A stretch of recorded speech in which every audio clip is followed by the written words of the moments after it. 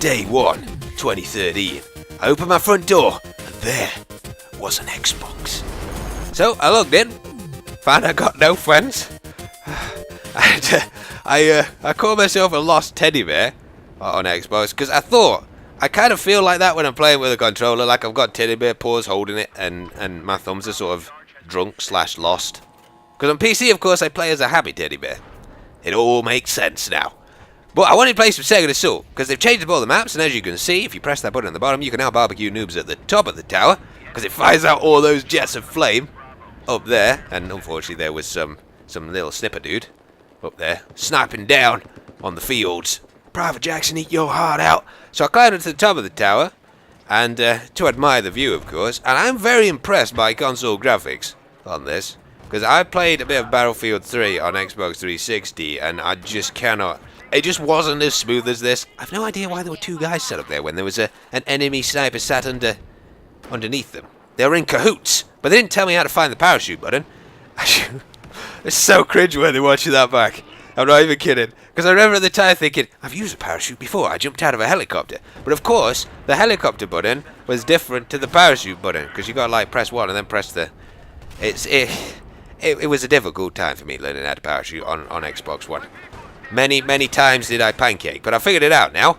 And as you can see, the maps, and of course, Second Assault, if you're not familiar with Battlefield, is a DLC that's only on Xbox One until the end of December. So that's sort of the benefit of having an Xbox One, is that you can play it early. And you get with it Caspian Border, Operation Metro, Operation Firestorm, and Gulf of Oman from Battlefield 3. But they've added in Revolution into all the things. Like you can see, there's a shutter button thing. I tried to squish myself in half like they did in Starship Troopers when that lady got stuck underneath the door. I've been thinking of Starship Troopers because you get the F2000 with Second Assault, as well as the Gold Sniper, which I'm going to show you some footage of, but I'm a terrible sniper on console.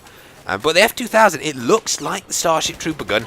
Just so much. It's like I'll show you some footage of that in a bit, because I hadn't unlocked it at this point, because I'm not a very good console player, as you can see. My aim is just literally all over the place, and it actually amazes me I managed to kill more than a couple of guys in that shot. In fact, that was a better kill streak than I usually get on PC. But saying that, I don't know if any of you can give me any tips on how to play on console, because I'm playing with 25 sensitivity here. Now for me, that feels a little bit high. Like I'm really struggling to sort of aim at people, and I tried on like 10 sensitivity, which makes me a lot more accurate when I'm actually aiming at somebody. But then my turning circle is like a full 4 seconds for a 180-degree turn. I almost feel like I need to get one of those heavy truck reversing beep things when I'm turning around, in case I bump into an unsuspecting teammate and scare the crap out of him. I've no idea why I couldn't pick up this grenade launcher, by the way. Maybe I was pressing it wrong or something. But I did have some fun on Caspian, and I was surprised that I was pressing the wrong button there. If you wonder why I was doing that, I have it on click to aim on PC, and of course you've got to hold it on console to aim.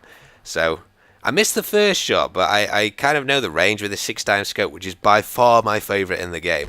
You actually get a new sniper as well, the Gold Sniper, with this, and I've just unlocked it, and that's why you see so many people up on these towers, because to unlock the Gold Sniper, which is a Second Assault weapon, you've got to snipe from those towers, and I think you've got to get like 6 kills or something from them. Either this one or the one on Operation Firestorm, where I toasted that little fella at the start.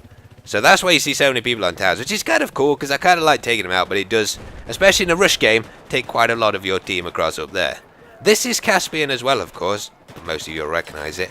They've got this long wall now, which is just... I love how they've changed up this map. I thought Rush on this map, by the way, was terrible for attackers, especially at this first base. Like, there were so many tanks on the defending team, they could just... Unless your jet was good, which made a big difference, then it was really a bit of a mess, Rush. But now they've got this wall, what you can do is, especially if you've got C4 or grenade launcher, you can blow a hole on it, like further up the wall away from that entrance I ran through, and then you can go through, and if you blow the wall too close to it with C4, then chunks of it will actually fall down on you and kill you, so you've got to like back off quite a bit. But you can get in through the wall, go up into one of those towers you saw, and then snipe down on the defenders as they're trying to stop you from attacking the aim cars, and it balances it so much better, I think, for the attacking team. It's really fun playing this first base. I'm failing at gunplay here, of course. My aim is all over the place. But I found the pistols are actually quite powerful compared to on PC. They seem a lot better. On PC they're pretty weak, I think, just because people are so accurate with the assault rifles. But they seem to have sort of more like aim assist than... that's the noise that aim assist apparently makes, but they seem to have more of that, like, sucking onto people than the assault rifles perhaps do. Like, you can feel the aim sort of moving across, which is quite nice, I suppose, because most of them are really weak on unless you're using, like, the M93R, which is probably the best one, or the Shorty on PC. G18's also pretty good on PC, but I personally think they're the 3 best pistols until they fix the Magnum and the Rex, because I've heard, because at the moment there's like, when you press the revolver, it's obviously got to pull back the hammer and then hit the back of the round. That was probably a terrible technical description of how it works. Somebody will tell me. But there's like a delay when you pull the trigger, which they've put in, I think, to be kind of over realistic to the extent that nobody uses the Magnum or the Rex anymore in Battlefield or in Battlefield 4. But they're going to remove that delay and then put it afterwards. So you're still going to have the same number of shots a minute, but the round is going to fire instantly, which isn't as realistic, but it does sort of mean somebody at least will start to use those guns as they did in Battlefield 3. I love this evolution, by the way. I didn't actually kill anybody in this clip. I just wanted to go down the secret tunnel in the water and then watch this fall down. It's going to be amazing on PC when you see this. I think console's at 720p at the moment, but that's a good thing because it runs like really smoothly, at least on my Xbox, at 60 frames per second, so your aim can be really precise. Gulf of Oman though, this is my second favourite map, I think, after Parasail Storm, just because it's got that... I went in for the boop here, by the way. My boop to death ratio I think is even better than my assault rifle K to D ratio, so I've got a higher success rate on console of doing that than actually trying to shoot somebody, as you can see here. But the Gulf of Oman, Parasail Storm, it's got that same kind of like... when you know when the storm blows through on Parasail Storm, I just get this feeling of like I'm surviving in a war, just because it's so sort of creepy, and I don't know. But on this, when the sandstorm blows in as it has now, I get that same feeling, and it just makes this game so much more immersive when this kind of weather effect happens. I wish they'd put it in on more maps. You know, it's nice being able to blow down a dam, but it's not the same as having something like this that really does make the whole round feel so much more sort of dangerous and deadly when you're playing. I almost feel like I'm Brendan Fraser in a new Mummy film. Now that would be some DLC dice. You know, COD's just brought out robot zombies. You need to bring out some mummies on Gulf of Oman that you've got to defend yourself against. I should be your ideas guy. It'd be such a good game. I've also, by the way, got no idea why the towers on this map haven't been finished. This map is set in like 2014 to 2015. You'd have thought, I know there's a war zone and some of the builders might get shot, but you'd have thought they'd have managed to finish it off by now. That tower that all the snipers camp on at the top. But you see, that is the good thing about the sandstorm. It cuts down visibility so much, as you can see. It just... Like, sniper is there's a bit at the start where the sandstorm's sort of blowing in across the sea, across the aircraft carrier. It's really cool if you're in a helicopter, by the way. And you're flying the helicopter in and then, like, the sandstorm sort of overtakes you. It's really cool.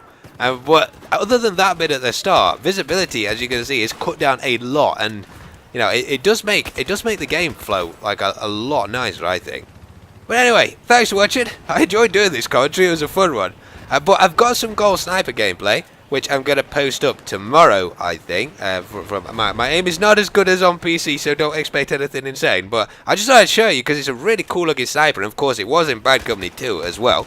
And also, the China Rising DLC comes out tomorrow as well. So I'm going to post up some footage of that. See what it's like if you guys are interested in getting it. Tell you what I think about it, because there's a rainforest map in it, which is really exciting. But anyway, I hope you enjoyed the video. I'll see you in the next chapter.